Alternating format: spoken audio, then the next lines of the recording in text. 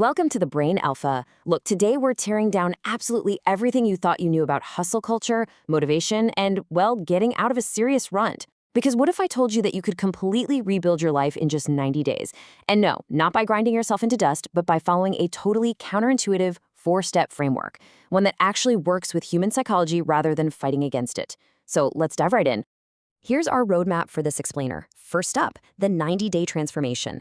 Then we'll rewrite your self-concept, talk about why you absolutely have to ignore your fluctuating emotions, uncover the power of silence, and finally, look at why discipline beats motivation every single time. Okay, section 1, the 90-day transformation and hitting rock bottom in New York. I want to introduce you to Alice. She was a brilliant design student at Parsons in New York who basically hit this wall of massive burnout. She totally abandoned her health, fell into this brutal rut of endless doom scrolling and, eating double cheeseburgers every day. She went from being this incredible high achiever to feeling, honestly, completely useless. Which brings us to a really vital question, and I want you to ask yourself this right now.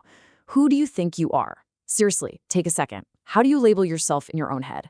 Because Alice's 90-day turnaround, it didn't start by suddenly waking up at 5 a.m. or forcing herself through some brutal boot camp workout. No, her transformation didn't start with action at all. It started with confronting this exact question and unpacking those deeply held beliefs about who she had actually become. Moving to section 2, rewrite your self-concept and the trap of confirmation bias. You see, the human brain is basically a filter. It alters reality based on the deep beliefs we hold about ourselves. So if you believe you're lazy or bad with money or just destined to fail, your brain is going to filter your daily experiences just to prove you right. This internal self-concept is literally dictating your success or failure before you even take step 1. By definition, confirmation bias is this psychological tendency to search for, interpret, and recall information in a way that confirms your pre-existing beliefs, while completely ignoring any evidence to the contrary. Let me give you an example. If you deep down believe you're quote-unquote bad at your job, you're going to fixate on every tiny typo or minor mistake you make. And then when your boss gives you genuine glowing praise, you'll just brush it off. You'll think, oh, it's just luck or they're just being polite. Your brain literally will not let you accept the win. So how do we fix this, right? Without just lying to ourselves? Well, instead of violently trying to erase your old identity, which, let's be real, almost never works because you've held on to it for years, you need to positively reframe it. Instead of telling yourself, I am lazy and a mess, try adding a new empowering label. Try, I am relaxed, but I step up when it counts. See what we did there? You aren't denying your natural tendencies. You're just pivoting them into strengths. You're giving yourself room to grow. All right, section 3, ignore your fluctuating emotions, using the weather metaphor. This right here completely debunks that mainstream idea that we should let our mood dictate our productivity. We're constantly told, listen to your feelings. But honestly, when it comes to actually getting things done and transforming your life, that advice is a massive trap. Picture this. You wake up feeling super anxious, so you just skip work or abandon your goals for the day. Now, contrast that with feeling anxious, but completing your daily tasks anyway. Look, 99% of people will let a bad mood ruin their entire day. But highly successful people, the ones who actually transform their lives like Alice did, they realize that emotions are simply not a reliable compass for the truth. Emotions are just like changing weather. Think about it. A rainy day has absolutely no inherent meaning. It's literally just water falling from the sky. You don't take it personally, you just grab an umbrella and go about your business. Well, life events and your feelings about them are exactly the same. Getting laid off could feel like a devastating end, or you could reframe it as this exciting, wide-open chance to finally start that new business you've been dreaming of. The event is just the weather. Your reaction? That's the umbrella. Section 4, the power of silence and why you must keep your goals a secret. We live in this crazy oversharing culture, right? But if you actually want to succeed, you have to stop announcing your new goals. Posting about your new diet or that new side hustle online before you've even started is actually incredibly counterproductive. Psychologically speaking, announcing your goals actually tricks your brain into feeling like you've already achieved them. There's this famous study out of NYU by Peter Gollwitzer that backs this up perfectly. His research proves that when you share your goals and get that premature praise from your friends, everyone telling you, wow, that's so great, good for you, it actually kills your internal drive to do the hard work.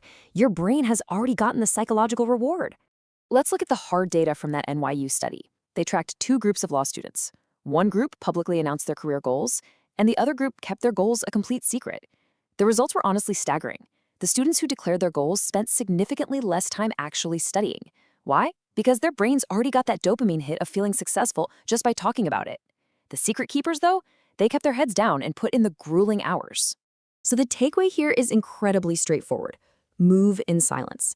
Let your sudden results shock them. Seriously, don't tell your coworkers you're starting a side hustle. Don't post about your new fitness routine on Instagram. Just work quietly on your 90-day transformation. Because when you let the undeniable, massive results speak for themselves, the impact is like a lightning strike.